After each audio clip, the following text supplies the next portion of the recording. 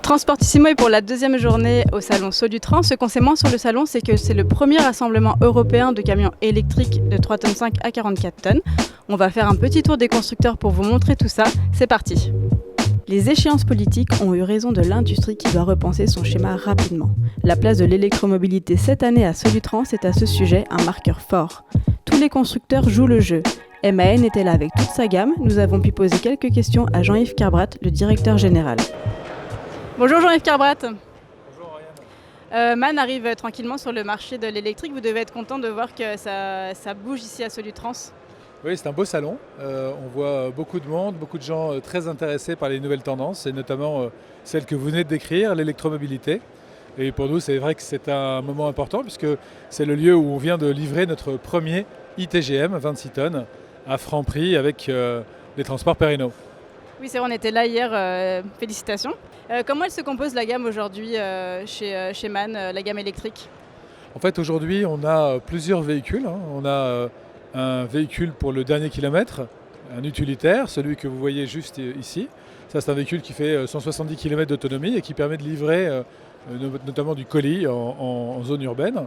On a de l'autre côté un véhicule 26 tonnes qui lui permet de massifier la logistique et de livrer notamment des sites importants en ville. Et puis entre les deux, on a un concept truck, un véhicule de 15 tonnes qui nous permet de proposer une livraison urbaine tout à fait électrifiée, donc zéro carbone. Comment réagissent vos clients ? Est-ce qu'ils sont étonnés quand ils conduisent un véhicule électrique ? Quelles sont les réactions finalement ? Alors, elles sont toujours les mêmes. Il y a toujours un petit peu d'étonnement, de questionnement au départ. Et lorsque le conducteur ou même le client utilise le véhicule, il est toujours bluffé. Parce que le comportement de conduite des véhicules électriques est extrêmement agréable.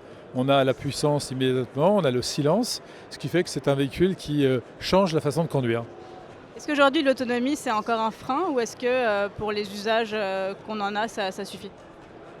La moyenne des kilométrages, par exemple, dans Paris, c'est moins de 80 km. Donc l'enjeu de l'autonomie n'est pas un gros enjeu. On est tous très souvent focalisés sur ce sujet-là, mais en vérité, l'enjeu majeur, c'est l'exploitation de ce véhicule. C'est-à-dire, est-ce que le véhicule s'intègre dans une flotte de véhicules normalement, ou bien est-ce que c'est une contrainte d'utiliser un véhicule électrique par rapport à des véhicules thermiques ? Et aujourd'hui, clairement, les dernières réalisations de véhicules électriques montrent que l'usage, l'utilisation, l'exploitation se fait de façon harmonieuse.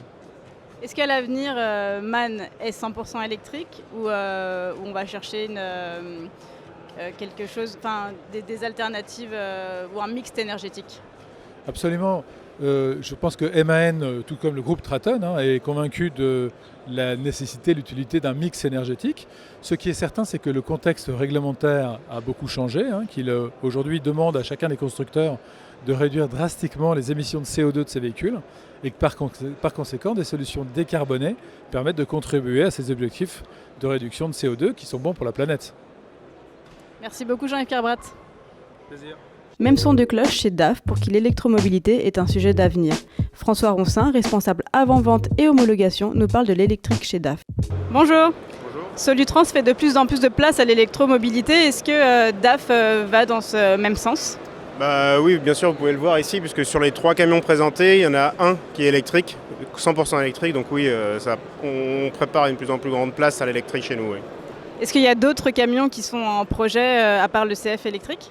Alors chez DAF, bien sûr, on va essayer de déployer un peu cette transmission 100% électrique. Pour l'instant, je n'ai pas plus d'informations à donner.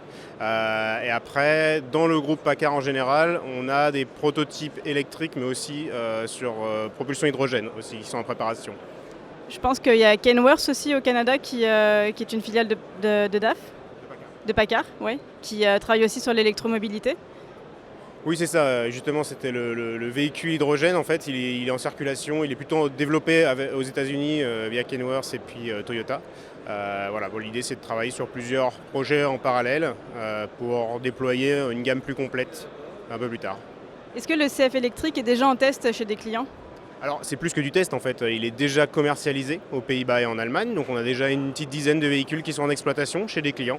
Bien sûr qui sont suivis parce que c'est nouveau pour nous. Et on prévoit une commercialisation plus globale au niveau européen courant 2020. Du côté de Mercedes, le constructeur pense la mobilité électrique dans sa globalité. Cédric Le Breton, responsable marketing et communication, voit cela comme une piste d'avenir. Bonjour. Solutrans est le premier rassemblement de véhicules électriques, de camions électriques 3 tonnes 5 à 44 tonnes. Est-ce que c'est important pour vous d'être ici aujourd'hui ? Alors c'est essentiel, c'est plus qu'important, c'est essentiel. L'électromobilité, c'est une des pistes d'avenir pour le transport avec d'autres solutions. Et donc aujourd'hui, nous, on présente sur le salon Solutrans un véhicule déjà commercialisé, donc déjà un petit peu connu, le fuseau électrique. Et puis derrière vous, la nouveauté, le gros porteur 19-26 tonnes, donc l'Actros électrique. Donc à chaque fois, nous, on leur donne un petit nom, c'est les e-fuseaux, donc e-Canter, ou alors les e-Mercedes, donc e-Actros. Voilà. Est-ce qu'ils sont déjà en test, est-ce que le e-Actros est déjà en test chez des clients ?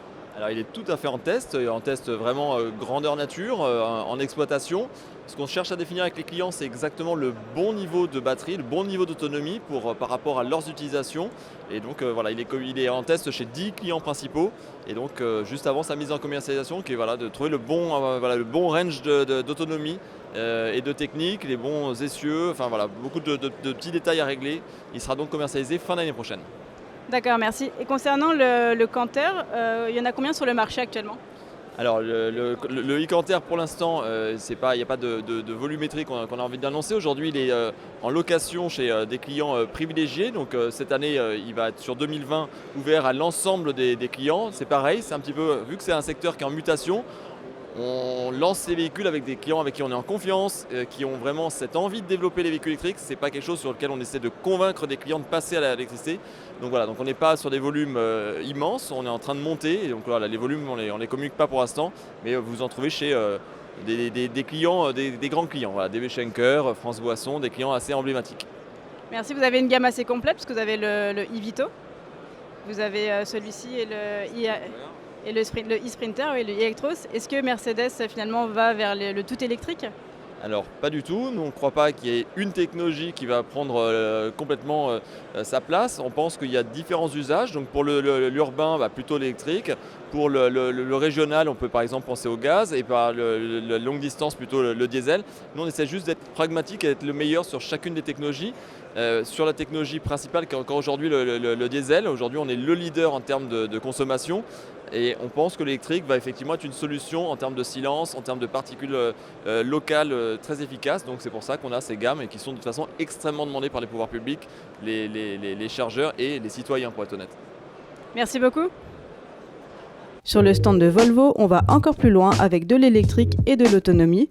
Vera était là ainsi que le nouveau Eiffel électrique. Nous avons interrogé Laurent Darnal, directeur commercial, à ce sujet.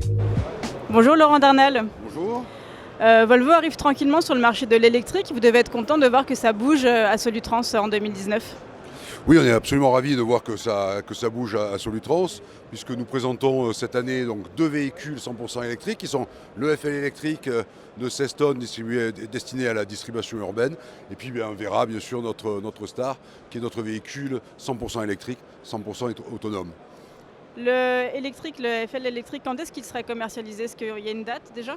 Oui, alors nous avons commencé la commercialisation de ce véhicule-là il y a 2 semaines. Donc c'est vraiment très récent. Alors on est évidemment sur des petites séries au début, on va monter en puissance tranquillement. Mais oui, ça y est, la commercialisation est en cours. Quelle autonomie on a pour ce camion-là ? Alors celui-ci, c'est un véhicule avec 6 batteries, donc il a une autonomie de 300 km. C'est bien. Et au niveau de la recharge, en combien de temps on le recharge ? Alors 2 possibilités de recharge. Premièrement, la recharge classique sur un cordon 380 volts où on est sur du 8 heures. Et puis la recharge flash qui va prendre 2 heures avec des portiques à 150 kW. Vos premiers clients, c'est plutôt de la messagerie pour du transport en ville, des choses comme ça ? Oui, alors en fait, les premiers véhicules électriques sont vraiment destinés à 2 activités qui sont la benne à ordures ménagères, donc la collecte de déchets, et la distribution urbaine, que ce soit en fourgon comme on est ici, ou on peut en faire également en frigorifique. Merci beaucoup. Avec plaisir. Enfin, la gamme Z de chez Renault Trucks est une des plus complètes. Je vous laisse avec Florent Guillaume, responsable marketing D et D Wide, qui lance cette année une gamme complète de véhicules électriques de seconde génération. Bonjour. Bonjour. Solutrans fait de plus en plus de place à l'électromobilité. Est-ce que c'est important pour Renault Trucks d'être présent avec sa gamme Z ? Oui, c'est important pour Renault Trucks d'être présent. Tout d'abord parce que Renault Trucks est un vrai pionnier dans l'électromobilité. Ça fait des années qu'on travaille sur l'électromobilité, qu'on met à disposition des véhicules pour nos clients. Et cette année, on lance une gamme complète de seconde génération de véhicules électriques. Donc c'était important pour nous d'être là et d'en parler. On parle d'une commercialisation à quelle... on parle de commercialisation proche ou à moyen terme? Alors aujourd'hui, chez Renault Trucks, on est prêt à prendre des commandes pour des véhicules électriques dès maintenant. Donc que ce soit des véhicules utilitaires comme le Master 3 tonnes 100 ou des véhicules de plus fort tonnage, des Wide 26 tonnes ou des 16 tonnes. Est-ce qu'ils sont déjà en test chez des clients, ces camions-là? Oui, bien sûr. On capitalise sur du roulage chez des clients. On a notamment une benne à ordures ménagères qui est actuellement à l'utilisation au Grand Lyon et dont les riverains, les conducteurs et les exploitants sont extrêmement contents. D'accord, merci beaucoup. Comme vous avez pu le voir, l'électromobilité a pris de plus en plus de place à Solutrans. On vous remercie d'avoir regardé notre reportage et on vous dit à bientôt sur nos réseaux sociaux et sur Transportissimo.